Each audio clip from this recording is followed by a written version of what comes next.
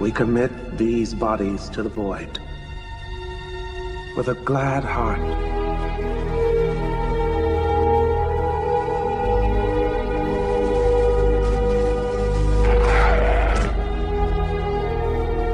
For within each seed, there is a promise of a flower.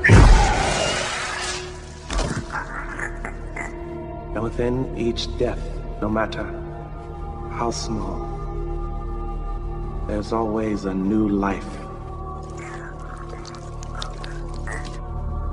A new beginning.